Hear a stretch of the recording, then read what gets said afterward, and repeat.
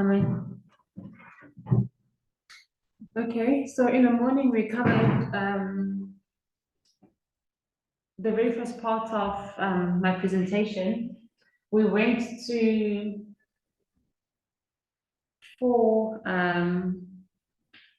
three SOP readings and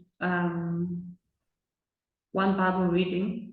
We went from Review and Herald, January 9, 1894, as well as Signs of the Times, May 8, 1983, and Patriarchs and Prophets, 309, paragraph 9, as well as Exodus 20, verses 1 to 21. So the reason for us, the reason why we actually went through these passages was so we see how communication moved from in-person and to writing, how that all happened, and also what happened when sin entered. It's not only the in-person communication that stopped, but people were continuously telling stories of creation, and as soon as they were in Egypt for 400 years, the knowledge of God decreased, and they were now damaged by Egyptian idolatry. And when they were in the wilderness, we saw that they went through Rama, and which means the seat of idol worship. And they also were taken through to captivity in Babylon, and in Babylon they were cured from the form. They were cured from building statues.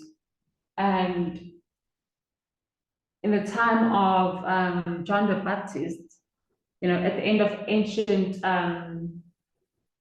Israel, we saw that, as much as they had let go of the form, the problem was that, they still associated God, with the characters of the Apis bull. John himself was steeped into idolatry, into this idolatrous image that, him teaching, they were all disappointed, at the appearance of Jesus, because they were expecting this warlike God to rescue them from the enemies. And yeah, so we'll continue from where we left off. So when we move over to this line where it says Eden to Eden, okay, so when we get to this line, we can see that as much as Elder Jeff did not, may have not understand, the whole a lot better, than Moses over here, but there's that much of a higher standard, back in this history where we had, Ellen White, she wasn't telling, people how to be nicer to their slaves. And we've been studying that the issue in the United States wasn't that, they weren't nice to their slaves, but it was that they had slavery, at all. So that was a higher standard than, that's at the beginning of ancient Israel. So when we come to 1798, when we come to, if we were to make this, modern Israel, God's people are meant to come out of idolatry. As much as they had to come out of idolatry, for the, when they were 400 years kept in Egypt, God's people also 1798 had to come out of idolatry. And what this idolatry is it's apostate Protestantism. And all through this through this history, modern Israel had to come out of this, of the state. They had to come out of this idolatry. And somewhere within the Alpha history, they failed. They failed, and we get to see how they went into a Laodicean condition around 1888. They were meant to come out of, the condition, but they failed. They failed to come out of the Laodicean condition. So now, when we come to, I don't know where I'm going to write this.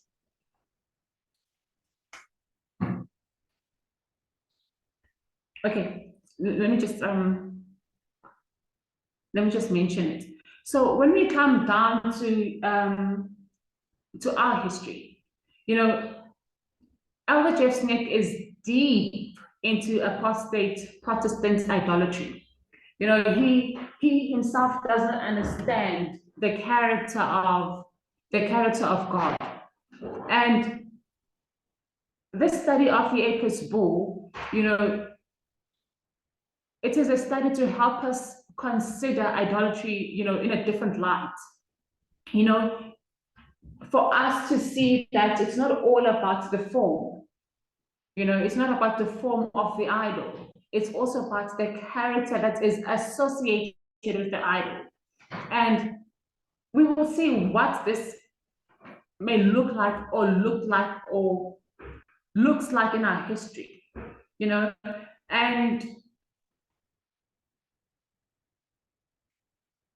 we were in, a history, or we are in a history where we need to dismantle this problem that is associated with the form and the character.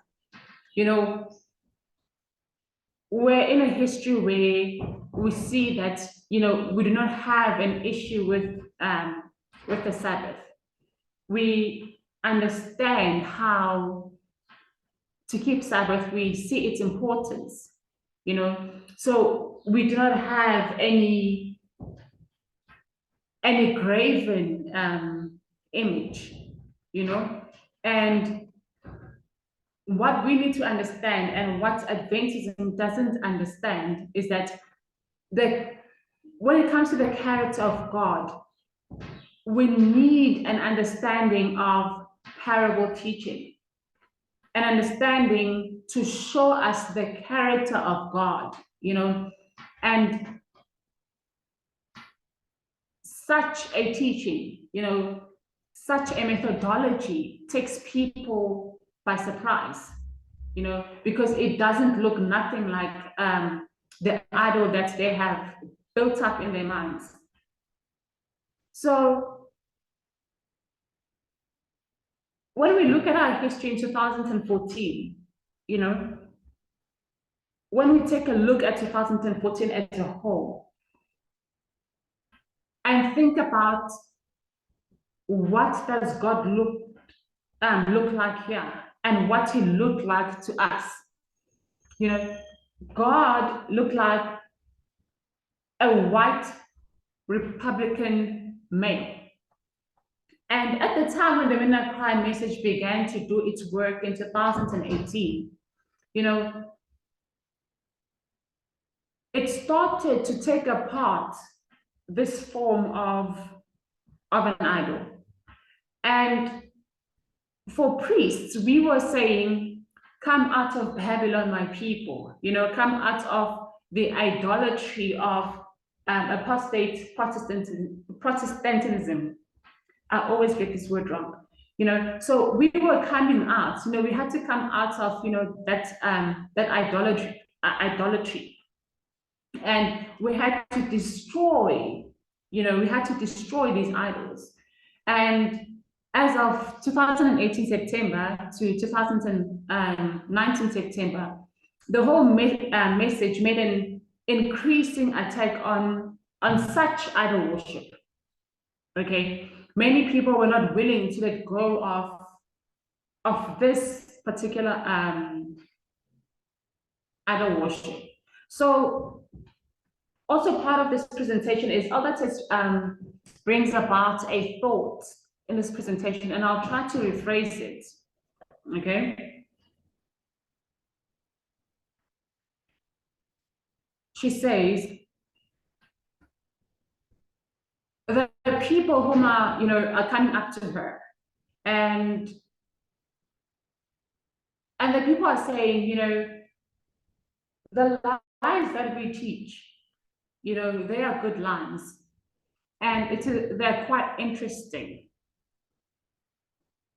and there's no major problem with the message, but where is the love?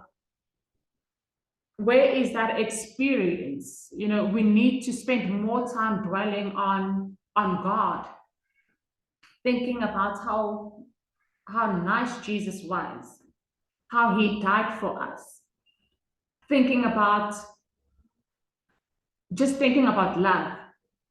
And those particular people, felt like it's lacking. And we so steadfast focusing on these lines. And Elder Tess tries to bring about this information, this image, which I want us to think about. And she says, I come to you one day and I start to say,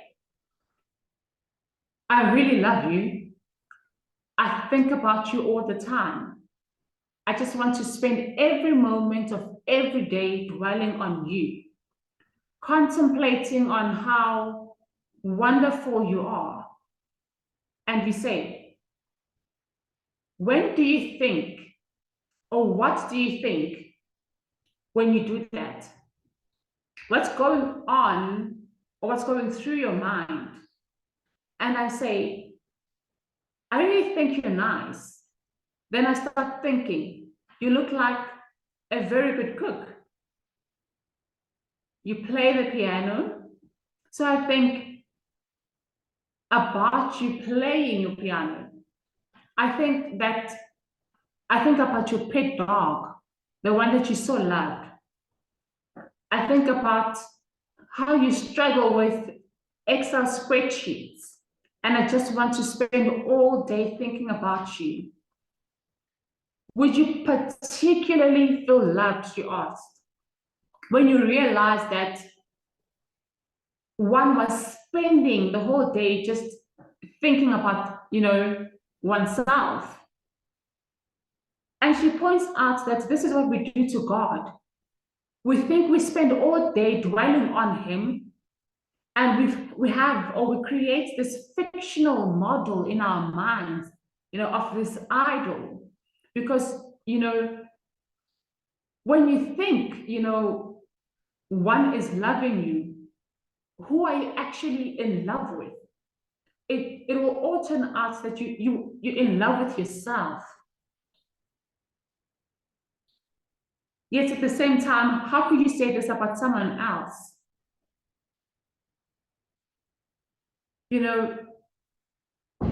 So the object lesson here is that people all over the world, Catholics, Protestants, Adventists,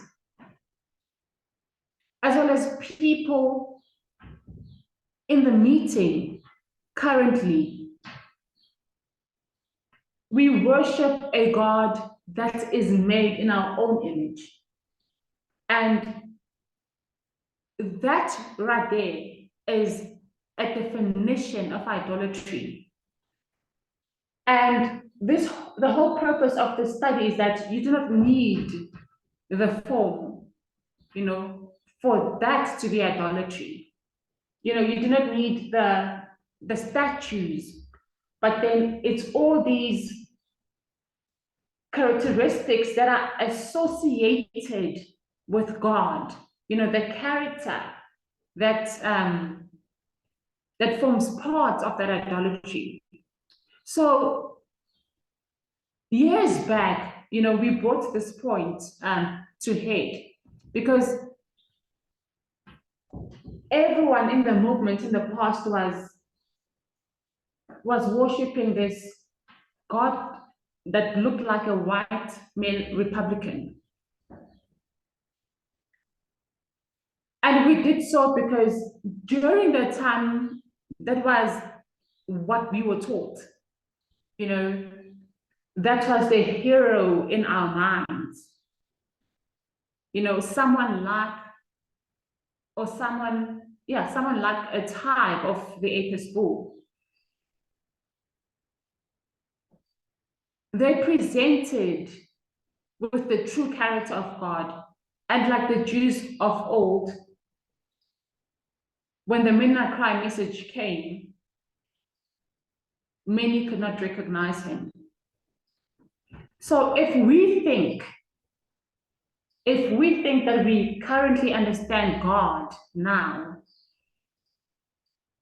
I want to take us back to Elder Pamunda's words, in the past weeks when he's presenting in the United States. And his words are, this is not all there is. But you only need to understand what is so far revealed. So paganism forms God in their own image. There's also a good example that we got from Elder Tess on Catholics,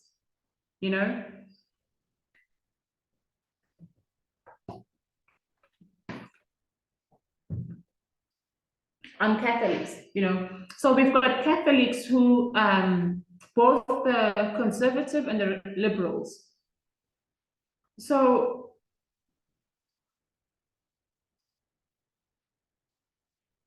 Catholics refer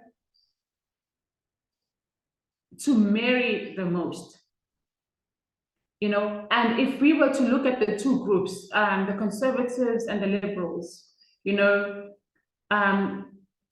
John Paul II of Francis, conservatives, John Paul II,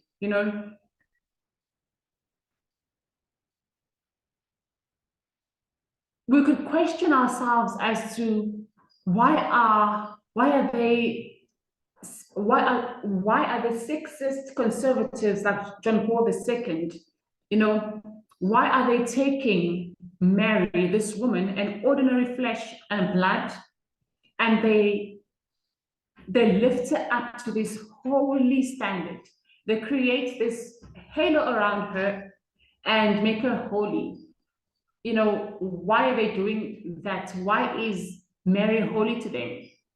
And that's because she's two things. You have to be,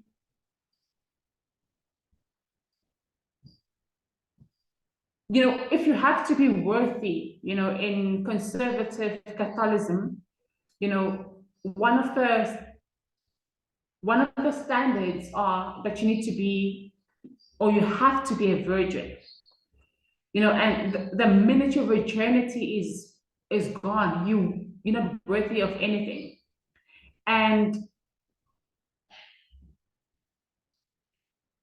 And so the Catholics have this Catholic saint, they made her a saint, and she's supposed to be this young, vibrant girl. And the story goes like she was attacked one day by a man, and he was going to rape her. She caused him to kill her rather than rape her, because she would rather die than lose her virginity. And they supposedly made her a saint for that act, because they think that a good girl was so holy that she recognized it to be better for her to lose life than her virginity. Because a woman who's lost her virginity from that ultra-conservative Catholic point of view becomes something disgusting. But But then they have, that other problem. So if you are a woman and you are used to this when it comes to childbearing, I remember, I think it was 2 years back, if not last year, there was this article that was sent on the media broadcast about the Pope's discouraging couples who do not want to have children. It wasn't even discouraging. It was like pointing a finger as if they're doing something wrong. So within, Catholicism, you've got these two things. It's either, you're a virgin, and the second thing is you need to be, you need to be a woman who is bearing children. Unless you're not that, you're just worthless. So to become a holy Catholic woman, with nothing to be ashamed of, you really have to be these two things. And that would be your job function in life. That would be why you existed, And when we look at the image of Mary, she's a demonstration of absolute sexism, as Elder Tess notes, because what they say a woman has to be, when we see those 2 points, to them, if you are not that, you're worth nothing. So a flesh and blood woman can never reach that standard. But the real Mary was nothing like that. She did not die a virgin, we know that. She was flesh and blood. So they've taken her and they've constructed, an image of something that fits into their worldview. An entirely sexist, fictional construct, and we also do the same thing. And this is what had caused, such a humongous shaking in our movement, especially when the Midnight Cry message came in, because it was these studies, not only did they bring a shaking, but they also brought about, this character of God that we have created, either individually or a God that looks like a white male Republican. So we've got this problem whereby we associated God, with the looks of a white male Republican. So we're going to read in our Bibles in Early Writings 41, paragraph 1.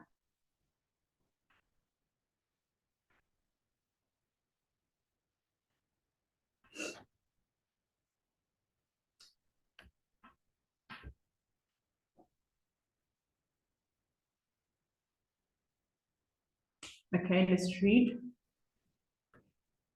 When God spoke the time, he poured upon us the Holy Ghost, and our faces began to lighten up and shine with the glory of God, as Moses did when he came down from Mount Sinai. Okay, so when Moses' face shone with the glory of God, what had he just seen? From Ellen Writings, the paragraph we just read, what is Ellen White saying Moses had seen? It's the glory of God, okay? And the glory of God is his character, okay? So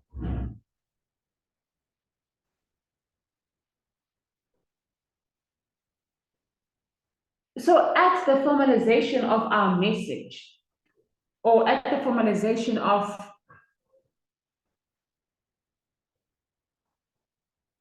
the message, what we are given is the glory of God. We get to see his character.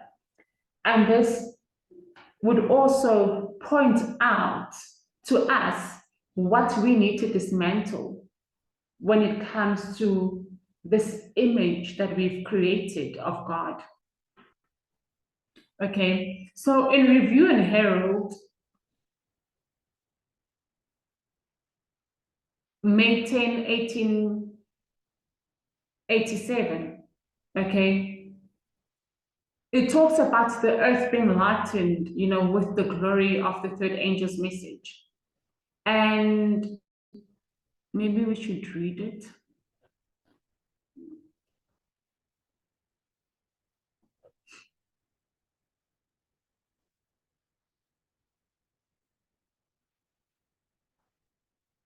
Just looking for it.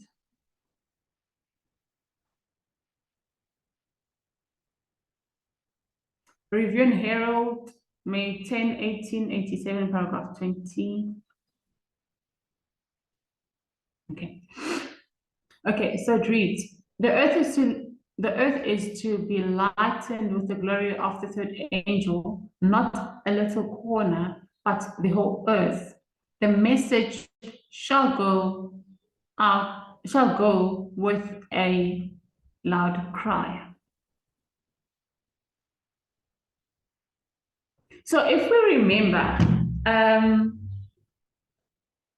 I wrote it off now, but then I had the line of the end of ancient Israel.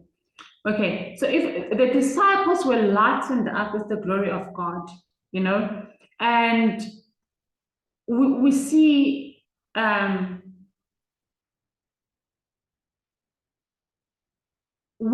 the lighting up of the glory of God as a revelation of his character.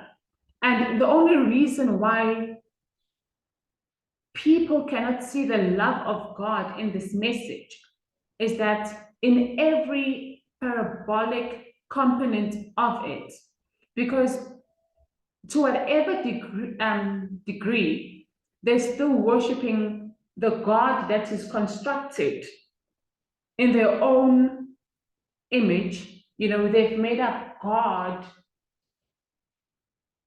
in an image that is more suitable, to them. And when we see here on this big line, Eden to Eden, when we pointing here to Moses, we saw, how much they had lost how much of the sight of God they had lost. And we are currently, 6,000 years, in a process of understanding God. And it is very slow. And it is so slow because God is patient. And yet for many, the test is still too hard. And we saw how patient God is when we were reading Exodus 20, 18 to 21, where the children of Israel had told Moses, listen, let God speak to you. We do not want to speak to God again, but let God speak to you and we will listen to you. We will pay attention to you because we fear him. And all of this was limiting God. Hence, he had to structure things, he had to structure things just for them to understand in that time. Because if all of this information were to be given, it wouldn't show us a patient God. But we know that the work of restoration is a process. It doesn't just instantly happen. The limitation that they gave, God had to work with them within that limit. So we also see with us, when we review this whole line, this whole process, that we are already into like the 6,000 years of a process of understanding God, and we can see how slow the process is and how hard this much of a process is. You know, another example that Elder Tess made was,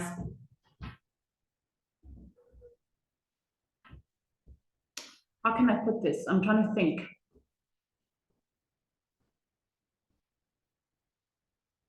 Okay, I don't know if I'm going to, I don't know if I'll make a good job. But then the object lesson for what I just said is that the test is not too hard, you know, unless we have a whole strong grip of our own idols. The test cannot be too hard unless we're still holding on to a God that looks like a white male Republican, you know, unless we're holding or we have structured all these characteristics and associated them with God. So the test cannot be that hard. Our view on God has not changed. We fully understand that this is not all there is. With all this process, God is restoring and revealing himself so we can understand him. Hence, we have this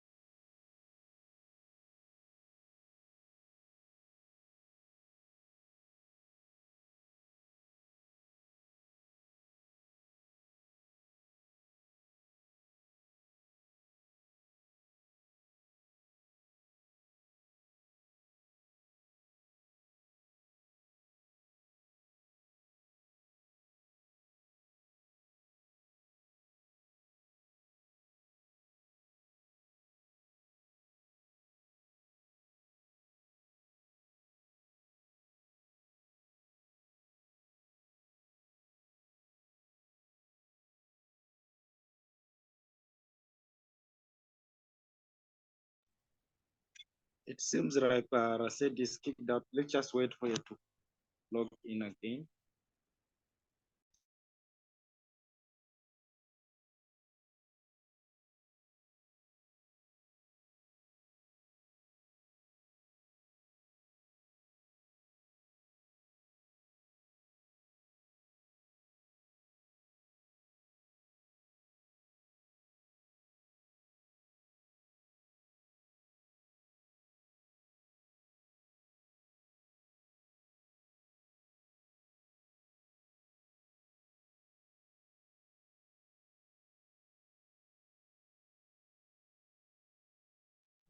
sorry about that. I got kicked out and I had to quickly come back.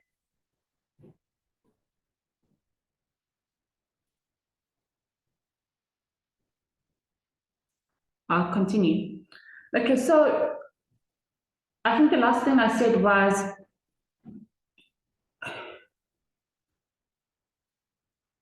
we have not changed, you know, our view on God.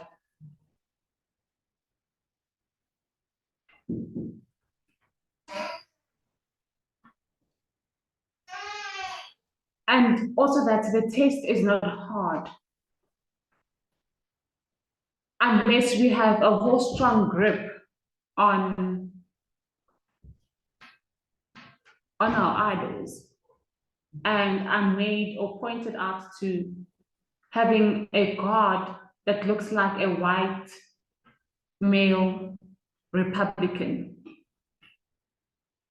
Okay, so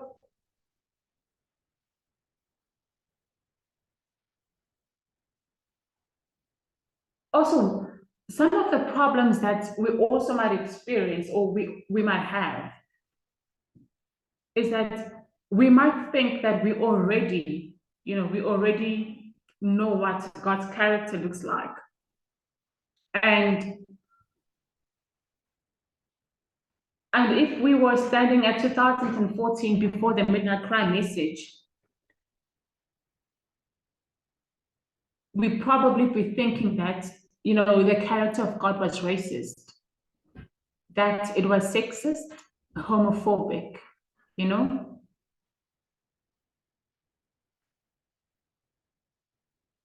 Because as we increased in knowledge with the midnight cry message, with the midnight cry message, you know,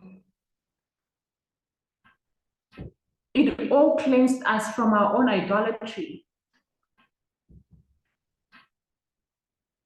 Because the character of God is not racist, not sexist, and not homophobic, nationalistic. And it is within this whole study, Eden to Eden, you know, where we get to see and understand what God is revealing unto us. Like we said in the morning that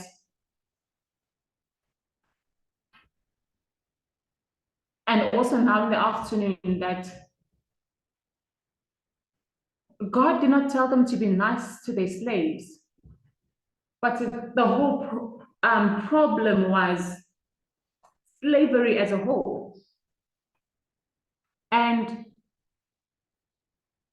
part of this object lesson is that as much as many might not be seeing God's love and just lines upon lines and upon lines, you know, within our message, is that if you loved someone, you would want to know who they are. You would want to know what they believe and what they stand for. You know, it's not something you just assume. You cannot just wake up one morning and assume that God is homophobic, that God is sexist and nationalistic and racist. If you love somebody, you just want to know who they are and what they believe. You do not create this image of what they are and also what they believe and what they stand for. And it is through parable methodology, it is through such methodology that God can tell us what he is like.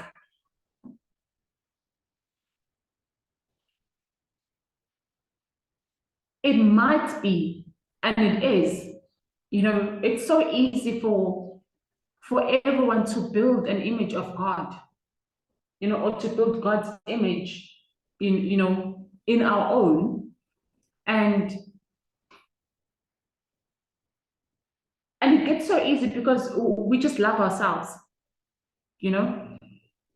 But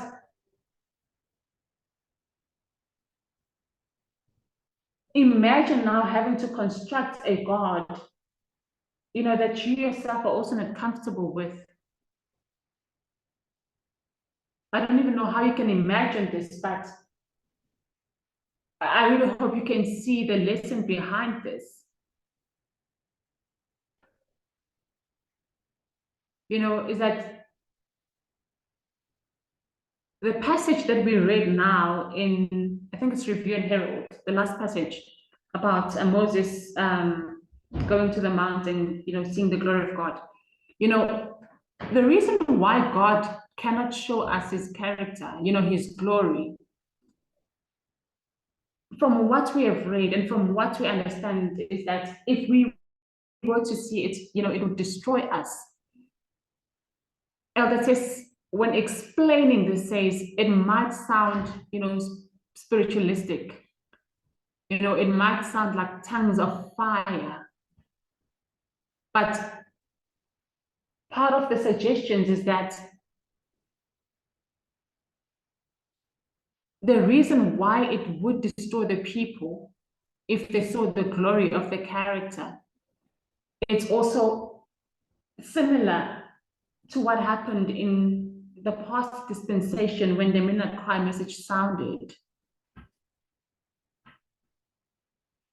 When the people saw the glory, when the people saw what God does not look like, they did not want this God. You know, they saw the glory and it destroyed them. God cannot show us his glory, because if he showed us his glory, we wouldn't want him. And that is why it's so difficult for many, okay, I'm not going to say this, but we can see the difficulty in many when it comes to this image they've created of God. This God that is sexist, this God that is nationalistic, this God that is racist, homophobic. We have been learning, we have been seeing, and we know that God is love. And now look at the characters that have been created and that many have associated God with. Does it even show a God of love? No, it doesn't. So if we were to see, if God were to show his glory, many wouldn't want it, and we can see it. And that's because in the past, we just created an image of God and still expected God to defend us while we were racist, sexist, nationalistic, and homophobic. We expected answers from such a problematic, evil character that we associated with God. We made an image of God. And God now calls unto us because he says, we have a long way to go. Whatever information we had, we saw that it was not all there is. God doesn't look like this. And we need to stop. We need to stop constructing God in our image. Because many have created God to an image. And that's not how it's supposed to be. So I do not know what many of us think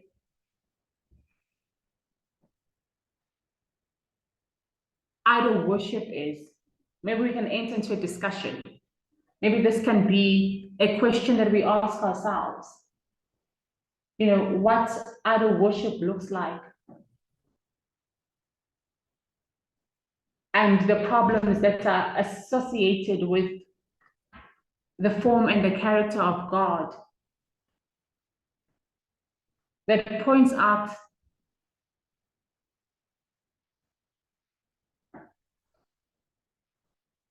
an image of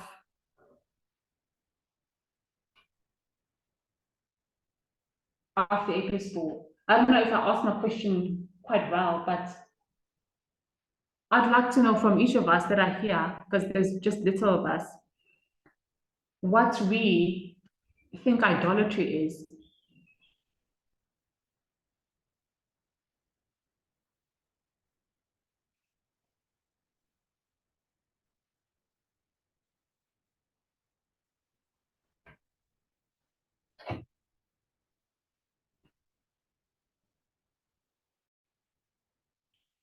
Anyone can say something.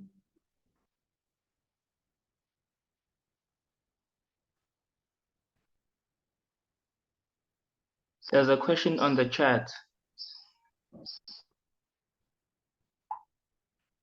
I got kicked out.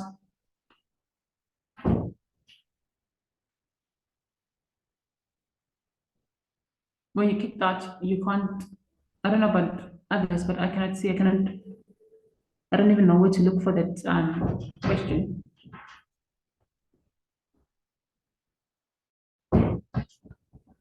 I cannot recap it.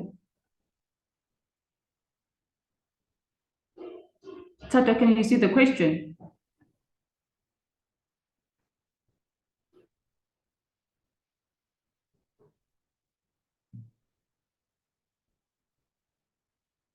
I cannot see the question. Number, can you see the question?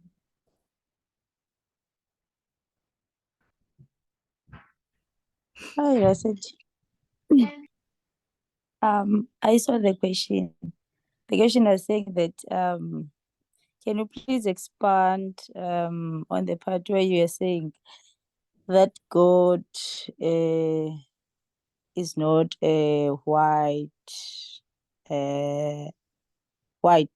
Republican man? Yeah, something like that. Oh, okay. I think I might get the question. Okay, so one of the very few presentations that were done in, which year was it? Is 2018? I'm not quite sure, I can't remember. But it was the two information streams, okay? And we had a really wrong view when it comes to external events mainly. And one of the wrong views that's, one of the reasons why we had these wrong views were because Elder Jeff was, not only because we were conservative, but because he was conservative, and also we were more to,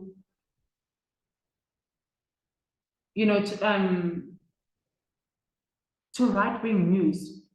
And all of that had to be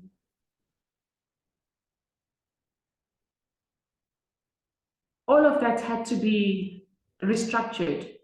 How we viewed and how we interpreted, the news. We saw how we failed 2016.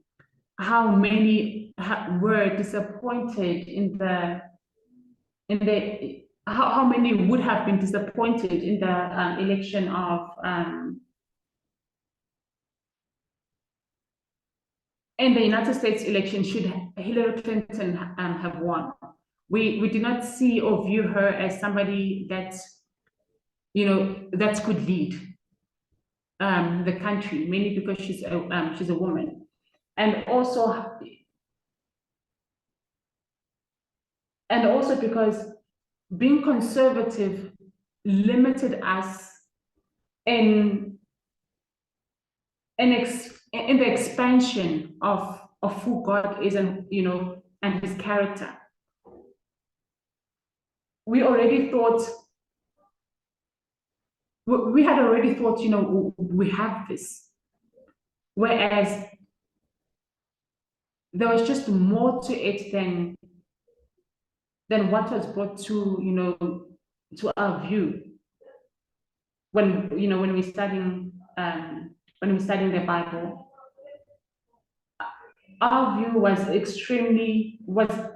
extreme, not only in how we view, not only in how we, we read the Bible,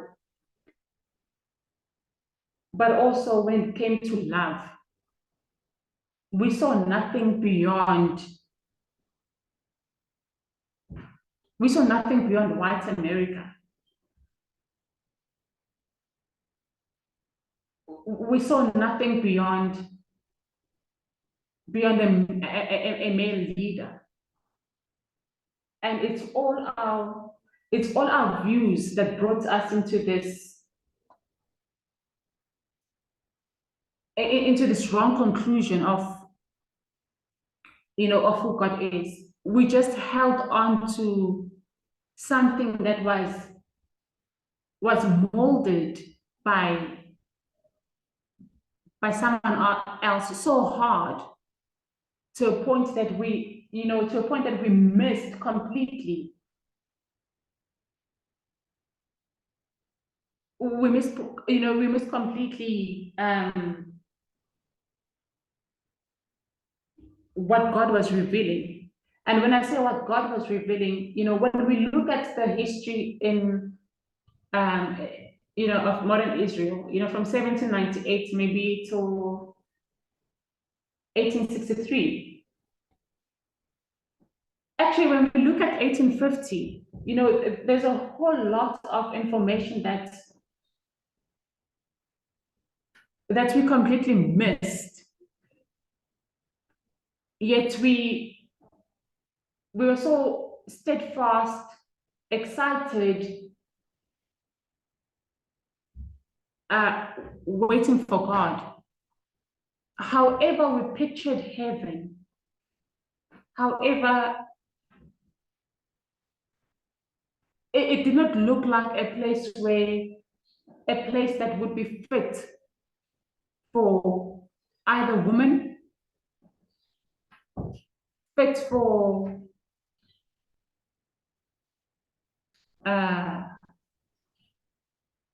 the LGBTQ.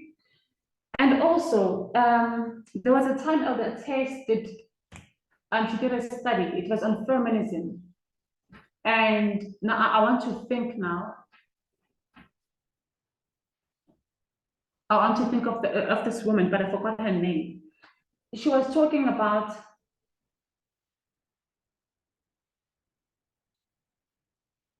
the difference of equality and equity, where there was a woman a Black woman that wanted to work at a sales company. Yeah, I think it's a sales company. And she couldn't get the job, because of how she looked, the hair and all of that. It was the white men that were actually, doing like the engineering work, etc. And you got the white woman, whom had straight hair, whom were like doing like the admin work. And it is through these studies where we get to see the level of of discrimination, where we get to see that a lot of things need to be dismantled and things need to be in balance. So whatever our image of God was then, it wasn't a good image for for a Black woman. It wasn't a good image for an LGBTQA plus person. It wasn't. It just lacked. Okay, it just lacked, and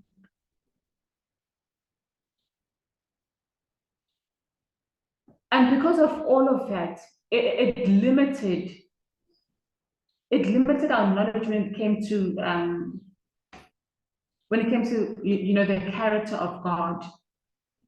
However we saw God was just an image that was created. And also the fact that whenever we talk of God, whenever we think of God, one of the very few voices in our heads, is the voice of a man. And also how we've been corrupted by by media, by the books that we've been reading and we've read of this picture of God. All of them are just associated with whiteness. They're associated with Moses being this white old man with a beard. Same with God. Whenever you think of what it says in Revelation of his footstool, you're thinking his feet are white. All of this, all of that has just been associated with whiteness, and it just created all this. It just showed us that we do not know his glory, and well, there's more to it than this, but then when you go through when you go through the Eden to Eden study, one of the few things that other test points out is slavery, sexism, and worship. And if you view all of these things deeper than what is done here, you'd actually get to understand and see why, why that limitation when it comes to, why are we so limited when it comes to this, when it comes to just, God giving or revealing himself unto us. And that's because we have created this image of God, and we've associated with God, and we think this is God and that's what he looks like. I don't know if I've answered the question, but if anyone has a better answer, they can help.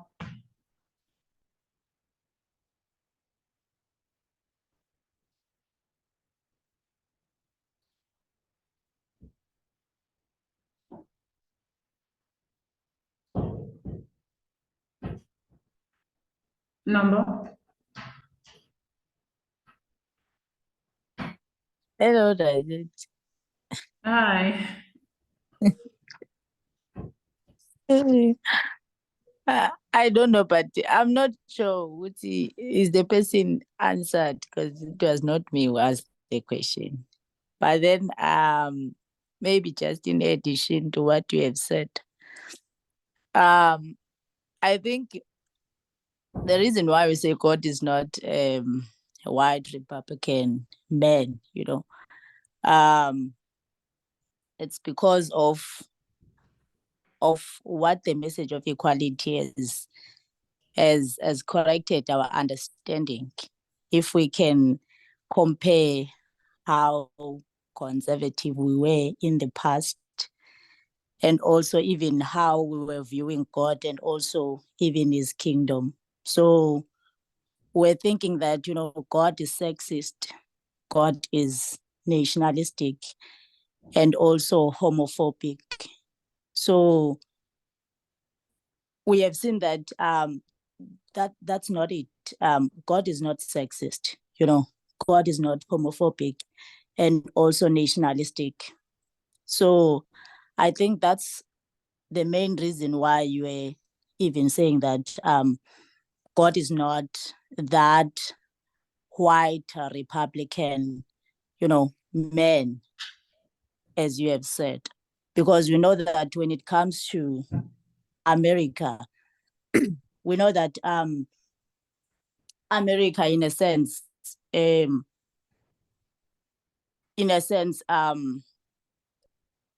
a nation. When they were saying that, they want to make America great again, those Republicans, they have their minds. If we can just look their minds, they are nationalistic in a way. They are homophobic, and in their understanding, they think that America, it's America because of white people and also led by men, in that patriarchal mindset. So yeah, that's what I'm thinking. But yeah. All right, thanks, Number. Milton?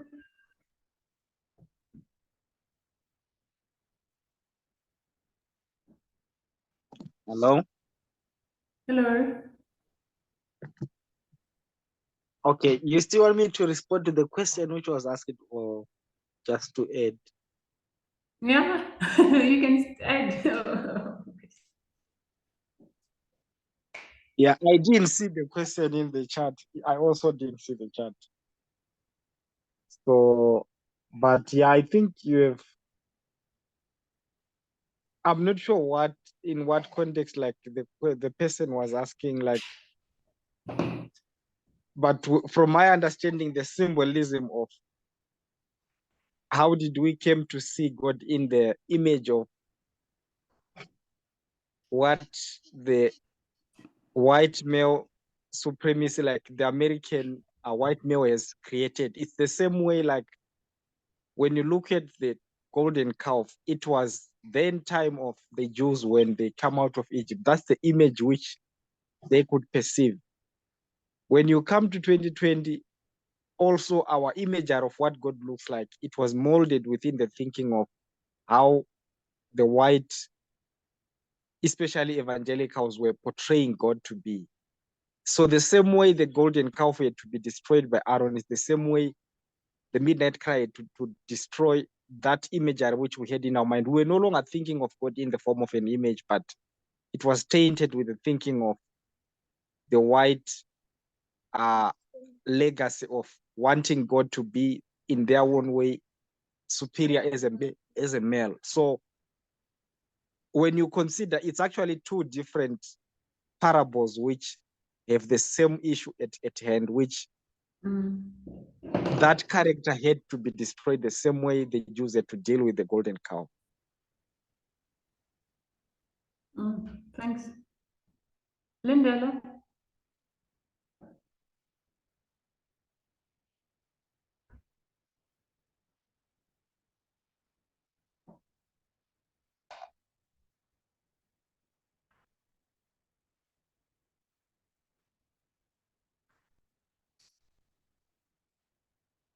Tata?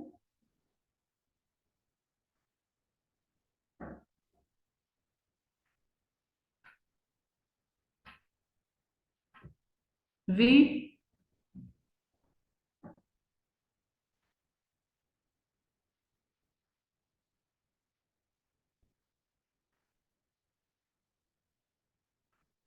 Oh, okay.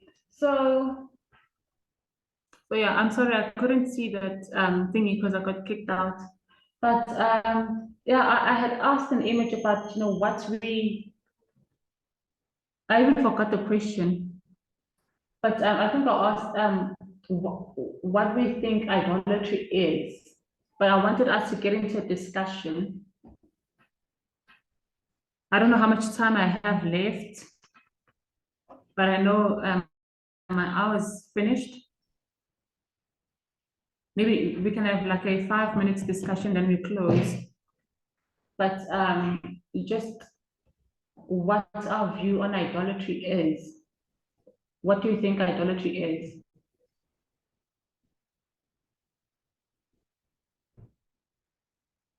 Sfiso?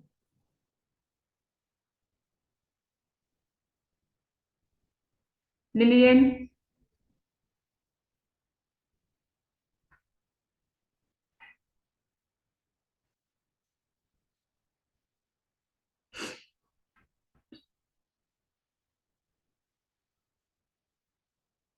No, we just lost them.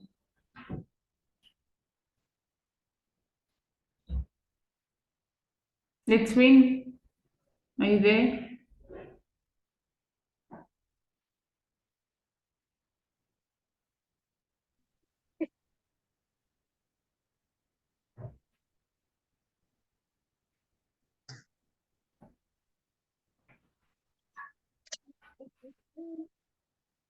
Hey, Rasedi. Oh, she's not there. Yeah, she's here.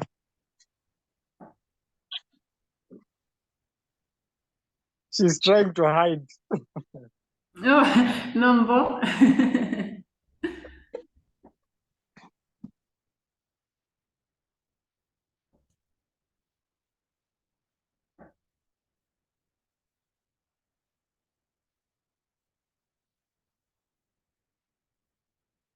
Number.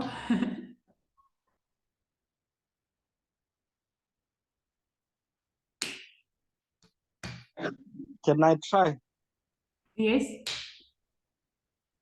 I think idolatry has to be defined in the context of the dispensation we are in,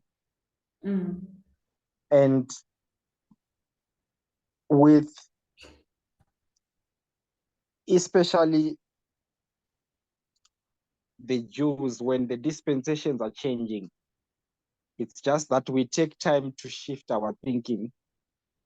We get stuck in the image that might have been a step when God was teaching us something. Like, for example, when you look at the Egyptian era, when they left out, they thought just leaving those things that they were creating, they are done with idolatry, but it was a stepping stone for them to understand the characteristics and even the spiritual form of idolatry. And by the time Christ came, they were still in idolatry, but they thought they were not.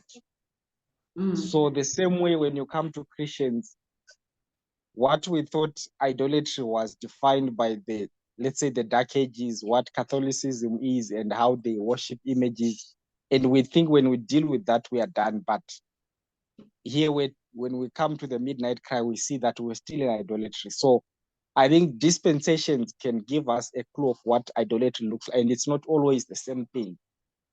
And with parables, we know that it has got a natural and a spiritual representation, but at the end of the world, it cannot be easy to trace what idolatry is without understanding the knowledge or the message of that time you are in.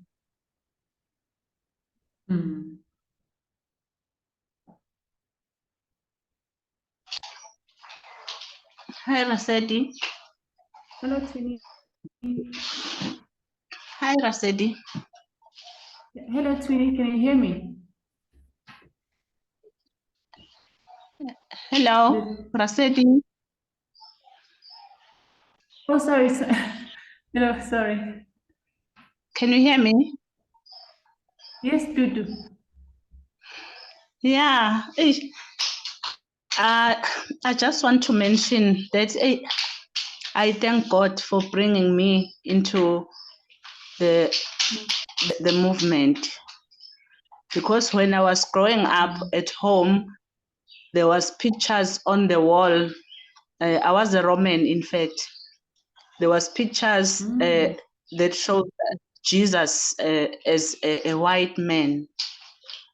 And I ended up not loving God because God is a white man. I think there are so many young ones who have left the churches because of that mindset that God is a white man. And then when I was growing up, they used to show us the devil. The devil was black like us, and ugly. So with a fork and a long tail. But now I understand God better than before. Even at the Seventh-day Adventist, we used to have books that shows that Jesus is a white man. Even though they won't say it, but those books, when you look at Jesus, even this is Fundoles basic funda, when they show us Jesus, usually it's a white man. The children's books, even the adult books, it shows us that God is a white man. So I thank God, because now I know a lot of things because of the movement. Oh, really praise God for that. Thank you, Dudu. You know, when you are mentioning your experience, I'm also thinking of mine. You know, there was a time I actually did believe that God is white. You know, that God is a white man, you know, this big white man. You know, that whenever I remember, I think it was around about 2013, way back, you know, when I, you know, would be in conversation with people who actually told me that, who told me not to personify God, you know, I was always confused, you know, and it was so difficult for me to even to accept, the things that they were telling me, because I had this picture of this white man, in my head. I had created it, from, the sources, and the books and, everything that I was taught, and it's really, it's really pitiful how I would have continued just in such idolatry. And it's very sad that, you actually even get people who stopped believing in this white God, because, especially people whom have suffered under, white rulership. You can imagine the trauma, the heartbreak, and and all of that. So I can honestly relate to that, because I also had this image, and praise God to these studies where we can actually now dismantle, uproot this form and character that we've created and have associated God with, and understanding that it's not just an image, it's not just these pictures on our walls and these things we're building, but also the character that we're creating. So thanks, Dudu. Thanks a lot. Thanks. I myself have been trapped, and I'm very grateful and blessed to be part of the movement and to learning all of these things. So yeah, thank you very much. And if we do not have any more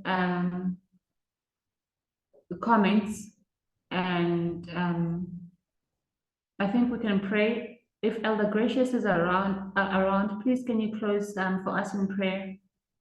And thank you all for joining. May you have a lovely Sabbath. Remember to join in at 5 o'clock. Elder Paminda's presenting. If Elder Gracious is around, please can you close for us in prayer? Okay.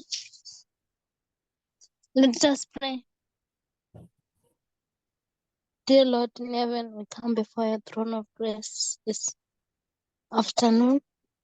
We thank you for all that we've been learning since morning, and we continually ask for your understanding, your guidance, your wisdom, in all that we do.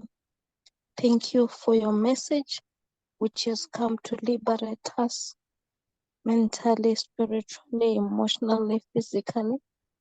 We are really grateful, dear Lord.